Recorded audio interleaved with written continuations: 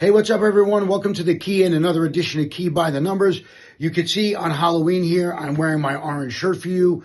This is more like peach. I don't really have orange. I don't own anything orange, nor should any man ever. So that's offensive, and that's a perfect segue because we're talking about display of offensive material. Now, display of offensive material is a little odd because what they're saying in 33202 is that displaying offensive material creates a hostile work environment, and a hostile work environment is employment discrimination. So when we talk about display of offensive material, it's everything that you think it is, but then they added a bunch of more stuff in there. So it's like graffiti on lockers or drawing something on somebody's paperwork and hanging pictures and posters. Yes, it's all that. But to that, they've also added recently email communication, like podcasts, voicemails. So it's odd in the sense that they've updated it with all of this new thing, all these new things that could contain offensive material, but then they left in some really, really dated references like VCRs and DVDs and stuff. So they kind of updated, but then they really didn't. So it's everything that you think it would be, right? Graffiti, all that stuff. But to that, they've also added recently, within the last several years, emails, podcasts, electronic communication, voicemails, and all that stuff.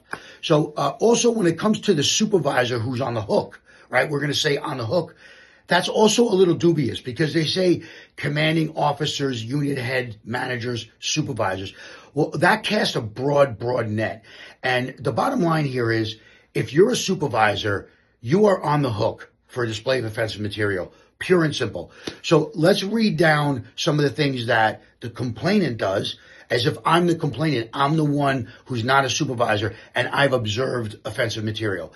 So they have a couple of choices. So the member who's offended is strongly encouraged, or witnesses it, is strongly encouraged to notify EO in one of two ways.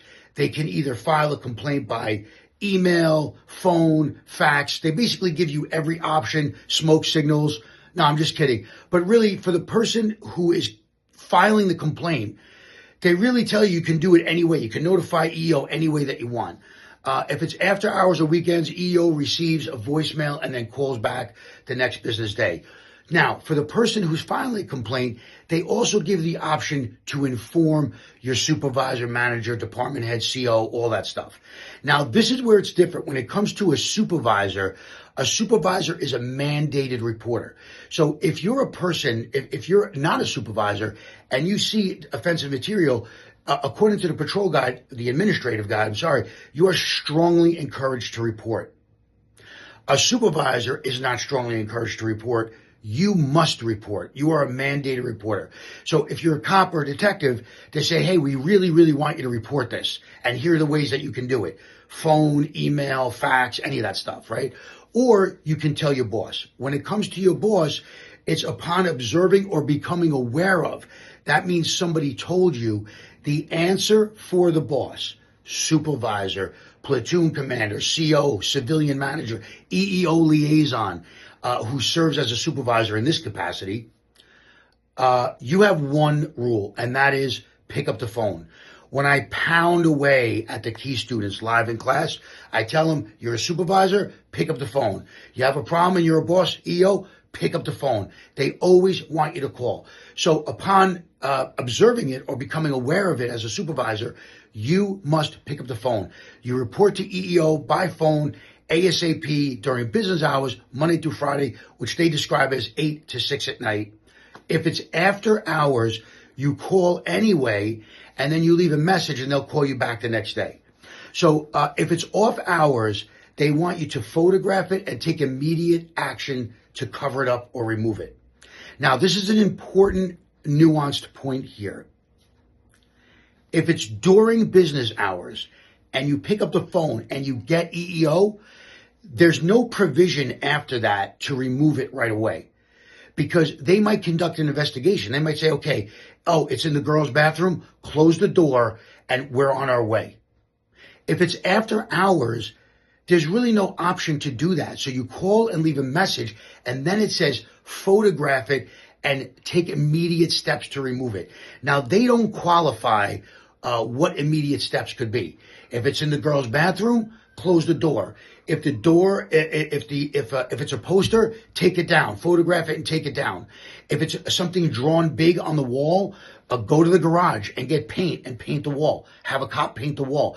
So it's the lack of a specific definition of take immediate steps.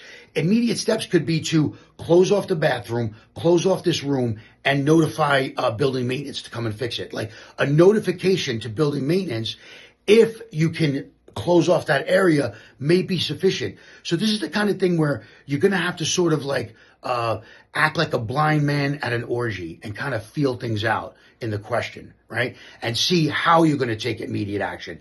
Bottom line, if EEO is in business 8 to 6 during business hours, the notification is to call them right away, but then you're going to be guided by them. It specifically says be guided by EEO. After hours, there's no provision for that. You call, you leave a message, and then you take immediate steps to remove or correct. Okay? That's going to be it for this week's Key by the Numbers.